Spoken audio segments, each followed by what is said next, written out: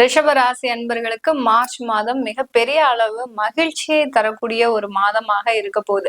ஏன்னா உங்களுடைய ராசியிலே குரு பகவான் வக்ர நிவர்த்தி அடைஞ்சிட்டாரு. இந்த மாதத்துல பிப்ரவரி மாதமே வக்ர நிவர்த்தி அடைஞ்சிட்டாரு.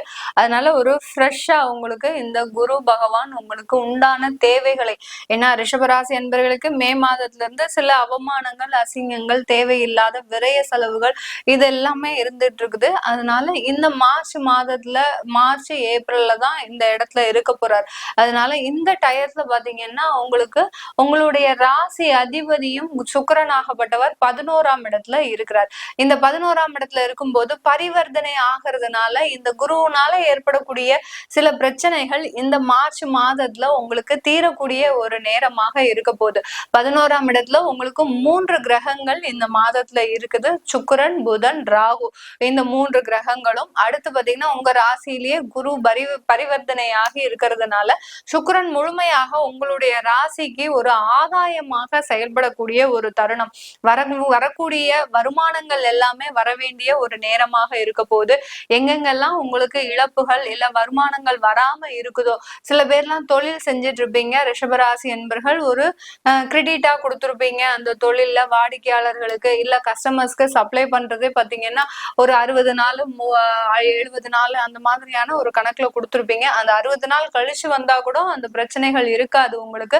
ஆனா கிட்டத்தட்ட ஒரு வருடமாகவே எந்த ஒரு வருமானமும் இல்லாம அந்த தொழிலை ரன் பண்ணும் போது மிகப்பெரிய அளவுல சிக்கல்ல மாட்டிக்கக்கூடிய ஒரு தருணம். மூலப்பொருட்கள் வாங்குறதுக்கு கூட உங்களுக்கு கையில காசு இருக்காது. எப்படிதான் நம்ம இந்த வாட்டி இந்த மாசம் நம்ம செலவு செய்ய போறோம் அப்படின்ற மாதிரியான ஒரு தயக்க சூழ்நிலையில இருக்கக்கூடிய இந்த ரிஷபராசி என்பர்களுக்கு இந்த மாதத்துல மிகப்பெரிய அளவுக்கு வருமானங்கள், தேங்கி இருந்த வருமானங்கள் எல்லாமே வரக்கூடிய ஒரு நேரமாக இருக்க போது. உங்களுடைய 2ஆம் வீட்டு அதிபதியாகப்பட்ட அந்த புதனும் 11ஆம் இடத்துல இருக்கிறதுனால குடும்பம் சம்பந்தமான ஒரு மகிழ்ச்சியான ஒரு தருணங்கள் உங்களுக்கு இந்த மாதத்துல இந்த ரிஷபராசி என்பர்களுக்கு கிடைக்க போகுது.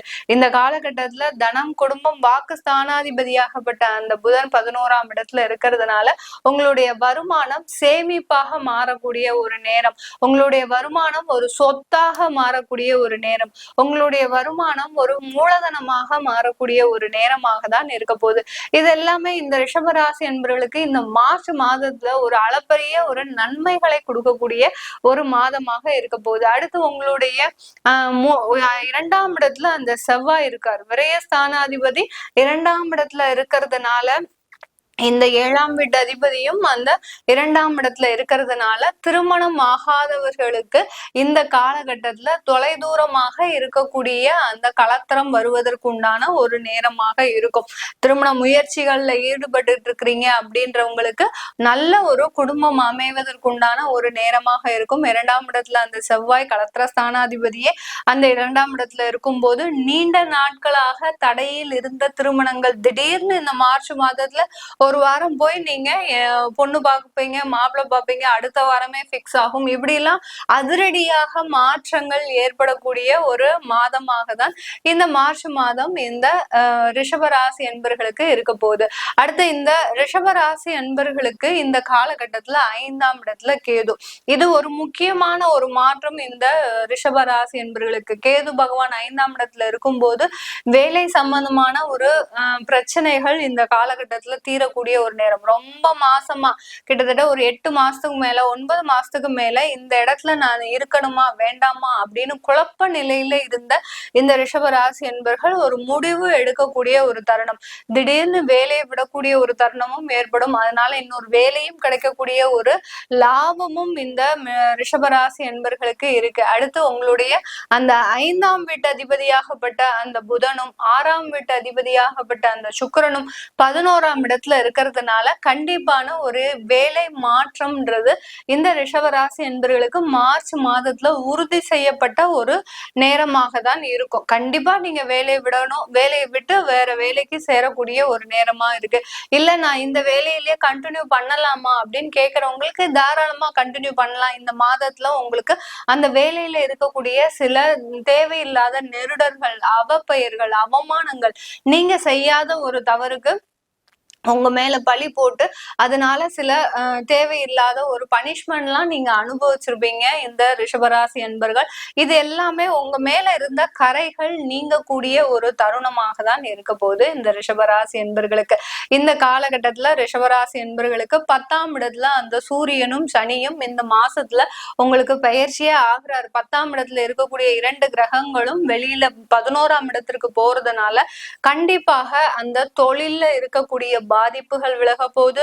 தொழில்ல இருந்த ஒரு தேக்க நிலைகள் விலக போகுது. தொழில்ல நீங்க விரிவுபடுத்துவதற்குண்டான எல்லா முயற்சிகளும் இந்த மாதத்துல இந்த ரிஷபராசி என்பர்கள் அடுத்த கட்ட நகர்வை நோக்கி நகரக்கூடிய ஒரு மாதமாக தான் இந்த மார்ச் மாதம் இந்த ரிஷபராசி என்பர்களுக்கு இருக்க போகுது.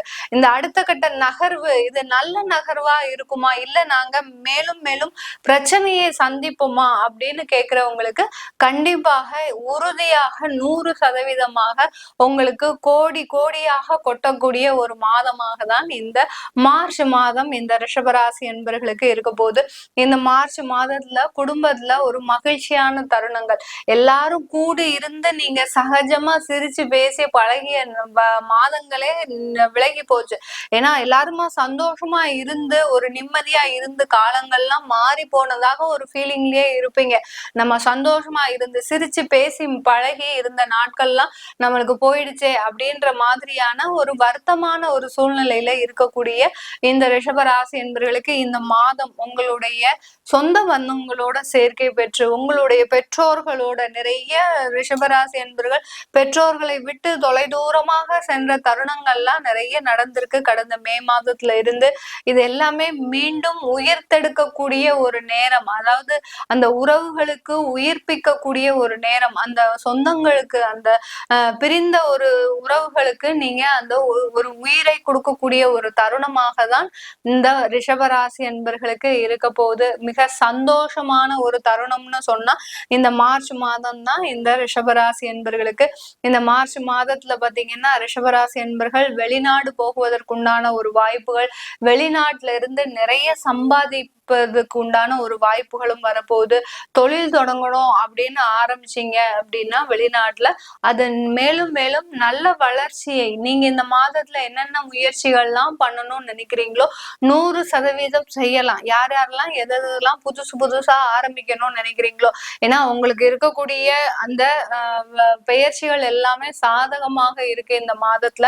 அதனால பெண்களாக இருந்தாலும் சரி ஆண்களாக இருந்தாலும் சரி புது முயற்சிகள் பண்ணணும், புதுசா நாங்க தொழில் தொடங்கணும், இல்ல புதுசா நாங்க வேற வேலைக்கு போகணும், வேற இடமாற்றம் செஞ்சுக்கணும், அடுத்து பாத்தீங்கன்னா எங்களுடைய வியாதிகள் தொந்தரவு தீருமா அப்படின்னு அடுத்துக்கு ஒரு மருத்துவ ஆலோசனை பெறணும் அப்படின்ற மாதிரியான என்ன முயற்சிகள் எடுத்தாலும், எது சம்பந்தப்பட்ட முயற்சிகள் எடுத்தாலும், குடும்பமாக இருந்தாலும் சரி காதல் திருமணமாக இருந்தாலும் சரி, இந்த மாதத்துல எல்லாம் காதல் திருமணம் மிக அழகாக கைகூடக்கூடிய ஒரு நேரமாக இருக்கும் இந்த ரிஷபராசி அன்பர்களுக்கு.